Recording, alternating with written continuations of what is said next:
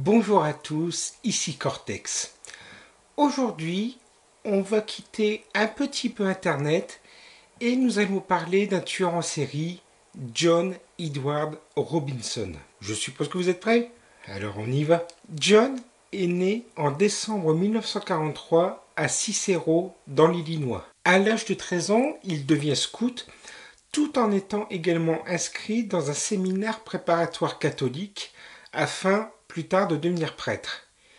Mais il abandonne ce projet à la fin de sa première année en raison de mauvaises notes et de problèmes disciplinaires. Il commence à fréquenter une école de commerce afin d'étudier la radiologie. Bien qu'il n'y ait passé que 2 ans et n'ait pas terminé sa formation, il a quand même réussi à obtenir un emploi de technicien en radiologie dans un hôpital pour enfants dans le Missouri. À l'âge de 21 ans, il se marie avec une femme, Nancy Jo Lynch, avec qui il a eu un fils et 2 jumeaux. En 1966, après avoir été licencié de son emploi en raison de son incompétence, Robinson a obtenu un emploi similaire dans un cabinet médical auquel il a volé plus de 30 000 dollars. En 1969, après avoir été arrêté, il est condamné à 3 ans de probation. En 1970, Robinson viole sa probation en retournant à Chicago sans la permission de son agent. Bien que Robinson ait été reconnu de vol, de fraude et de détournement de fonds à plusieurs reprises entre 1969 et 1991, il a pu travailler pour des organisations caritatives en tant que leader civique. En 1977, John a réussi à travailler pour un organisme de service aux personnes handicapées, a siégé à son conseil d'administration et va même jusqu'à créer un prix de l'homme de l'année comme première action et, comble de l'ironie, se l'attribuer lui-même. Lorsque les médias se sont accaparés cette affaire, plusieurs personnes ont réalisé que John avait falsifié leurs recommandations, ce qui a déchaîné les 10 médias, mais cela ne semblait pas vraiment l'inquiéter. C'est à partir de maintenant que les meurtres commencent. En 1984, après avoir fondé 2 sociétés d'écran frauduleuses,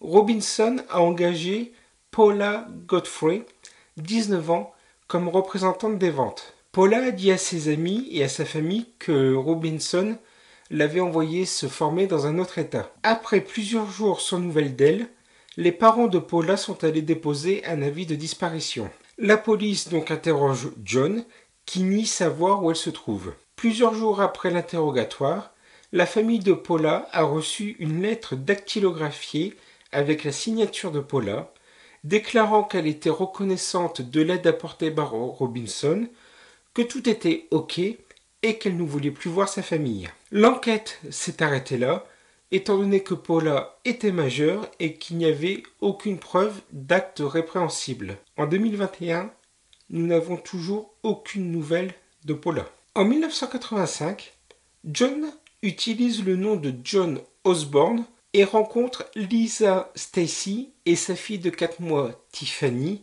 dans un refuge pour femmes battues à Kansas City. Il lui promet un emploi à Chicago, un appartement et une garderie pour son bébé, et lui a demandé de signer plusieurs feuilles de papier à lettres vierges.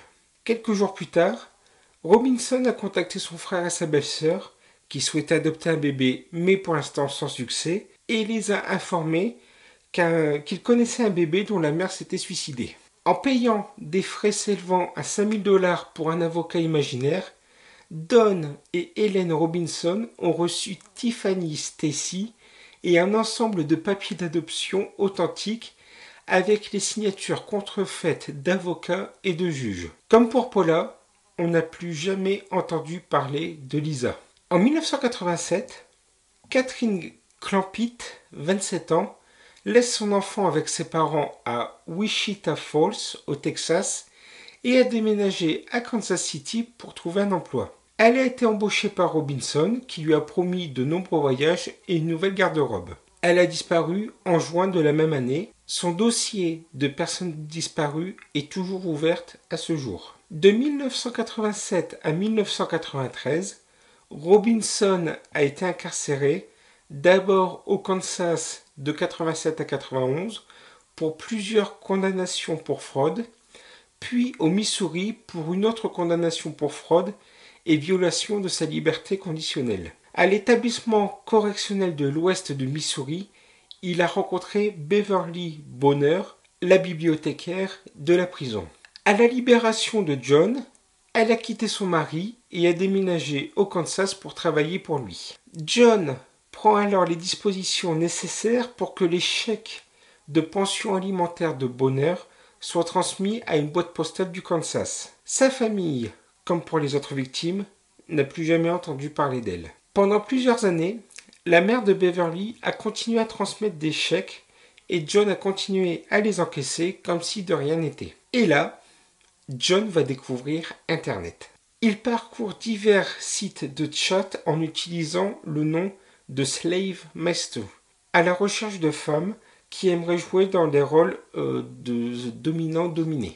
La première victime qu'il a rencontrée en ligne est Sheila Faith, 45 ans, dont la fille Debbie, 15 ans, était confinée dans un fauteuil roulant. Il s'est présenté comme un homme riche qui les soutiendrait financièrement en payant la thérapie de Debbie et en donnant un travail à Sheila. En 1994, elles ont déménagé de Californie vers Kansas City et ont immédiatement disparu. Robinson a encaissé les chèques de pension de Faith les 7 années suivantes. Au fil du temps, John est devenu assez connu dans les chats en ligne BDSM. En 1999, il a offert à Isabella Lewicka, une immigrante polonaise de 21 ans vivant dans l'Indiana, un travail et une relation de servitude. Arrivé au Kansas, John, toujours marié, lui a donné une bague de fiançailles et l'a amené au bureau d'enregistrement du comté où ils ont payé une licence de mariage. Après celui-ci, elle a signé un contrat d'esclave de 115 articles qui donne à Robinson un contrôle presque total sur tous les aspects de sa vie, y compris sur ses comptes bancaires. Au cours de l'été 1999, elle disparaît aussi.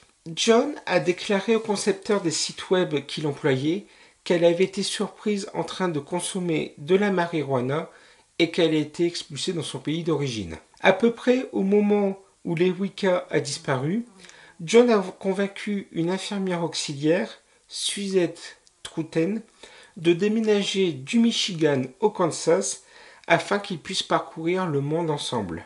La mère de Suzette a reçu plusieurs lettres dactylographiées prétendument postées par le couple alors qu'ils étaient en voyage à l'étranger. Plus tard, John a dit à la mère de Suzette que celle-ci s'était enfuie avec une connaissance après lui avoir volé de l'argent. Parlons maintenant de l'arrestation, du jugement et de l'incarcération de John. En 1999, John devient de plus en plus négligent et attire l'attention des autorités du Kansas et du Missouri à la suite d'un nombre important de rapports concernant des personnes disparues qui semblaient liées l'une à l'autre d'une certaine façon.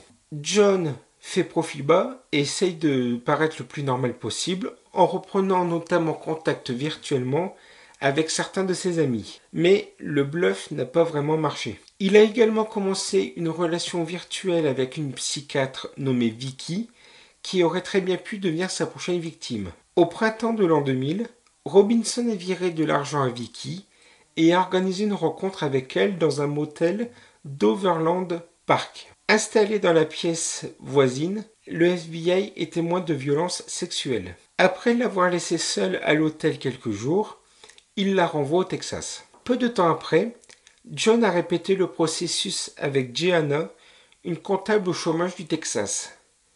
Terrifiée de ce qu'elle venait de vivre, elle contacte la police. Vicky s'est également manifestée, permettant au groupe de travail de la police d'obtenir un mandat d'arrêt. Le 2 juin 2000, ils font une descente dans le mobil-home de John, trouvant 5 barils de produits chimiques contenant chacun une des victimes de John. Bien que les corps de Lisa Stacy et de Paula Godfrey n'aient jamais été retrouvés, les autorités ont trouvé les preuves liant Robinson à elle, ainsi qu'une preuve qu'il avait vendu la fille de Stacy à son frère. Ils ont également trouvé du sang dans l'appartement où Lewicka avait séjourné. Il a été accusé des meurtres de Truten, Lewicka et Stacy, passible de la peine de mort et de l'enlèvement du bébé de Stacy, ainsi que de dizaines d'accusations de fraude et de contrefaçon.